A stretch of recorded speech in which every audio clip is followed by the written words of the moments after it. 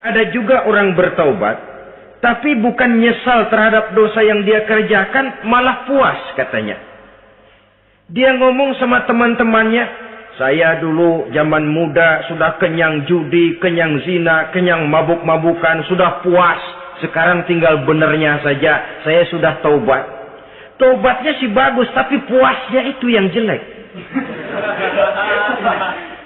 Kenapa harus dikatakan puas? Bukan puas, menyesal. Menyesal saya dulu. Kenapa hanyut terjebak dosa? Kenapa tenggelam di meja judi? Kenapa tenggelam di minum-minuman keras? Kenapa hanyut kepada perbuatan munkar dan maksiat? Saya menyesal sekali. Menyesal diperintah dan bukan malah puas. Dari rasa menyesal ini nanti timbul hal yang kedua, yaitu berniat tidak akan mengulangi lagi perbuatan dosa. Kalau menyesal tapi masih diulangi lagi, itu belum taubat yang sebenarnya. Saya kapok, menyesal, tidak mau minum minuman keras lagi. Besok tidak ada minuman keras, malah pusing.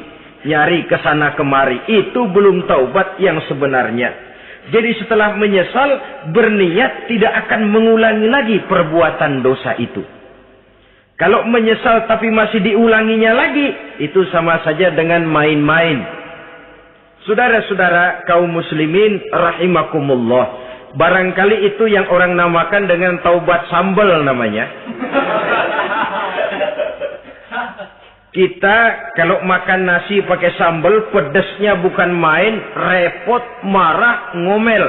Gila, sambal pedes bukan main, tobat sama sambal. Tobat sama sambal katanya. Tapi 2-3 hari kemudian dia makan lagi, nggak ada sambal, nyari. Kemarin sudah tobat, 2 hari kemudian malah nyari. Ini bukan taubat yang sebenarnya. Penyesalannya tidak diiringi dengan berniat untuk tidak mengulangi perbuatan dosa itu selama-lamanya. Saudara hadirin, kita sudah taubat, tidak mau lagi minum minuman keras. Datang teman, minum ya? Enggak mau. Kenapa? Saya sudah taubat. Yang benar, benar. Kalau dibayarin, udah. Jadi rupanya taubatnya itu cuma karena nggak ada yang bayarin. Begitu datang yang bayarin, berangkat lagi. Itu belum lagi merupakan taubat yang sebenarnya. Begitu juga kita taubat dari meja judi. Pada waktu sudah buras, bangkrut, habis-habisan, mungkin menyesal, mungkin bertaubat. Inilah akibatnya judi, rumah tangga berantakan, harta buras, anak terlantar, uang tidak ada. Tobat, saya tidak mau lagi-lagi tenggelam di meja judi. Pada saat kondisinya bangkrut, itu yang diucapkan. Tapi 2-3 hari, 4-3 minggu, 1 bulan kemudian rezekinya banyak, makmur lagi, usahanya maju lagi, lupa lagi dia kepada ucapan sebelumnya, akhirnya sedikit demi sedikit tenggelam kembali di meja judi. Ini pun belum merupakan taubat yang sebenarnya.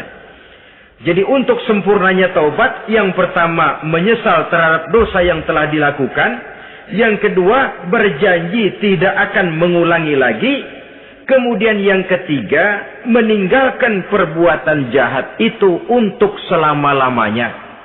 Dengan kata lain, kalau memang taubat tidak mau minum lagi, talak 3 itu minuman keras. Kalau memang niat tidak akan berjudi lagi, talak 3 itu segala macam bentuk perjudian. Meninggalkan perbuatan jahat. Yang keempat, menunaikan semua fardu dan kewajiban. Sebab barangkali pada saat kita tenggelam dalam dosa, perintah-perintah Allah, jangankan yang sunnah, yang wajib saja sering kita lalaikan. Maka apabila diri telah berniat melaksanakan taubat, maka tunaikan semua kewajiban yang disyariatkan oleh agama kepada kita. Yang kelima, meminta halal kepada para lawannya dengan termasuk mengembalikan hak milik orang lain. Ini kalau menyangkut hukukul adamiyin atau hak-hak manusia.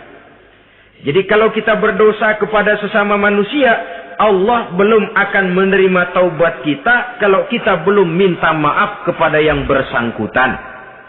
Adapun kalau kita sudah minta maaf tapi yang bersangkutan tidak mau memberikan maaf, itu urusan dia kepada Allah. Urusan kita adalah meminta maaf kepada yang bersangkutan.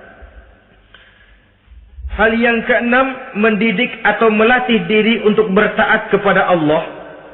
Sebagaimana kita dulunya telah melatih diri, memperturutkan diri untuk berbuat durhaka.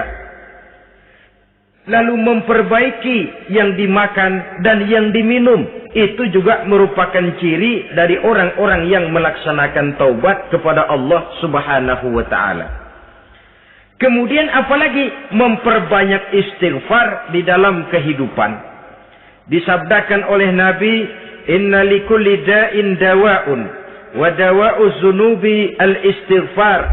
Sesungguhnya segala macam penyakit tentu ada obatnya, dan obat dari segala macam dosa adalah istighfar.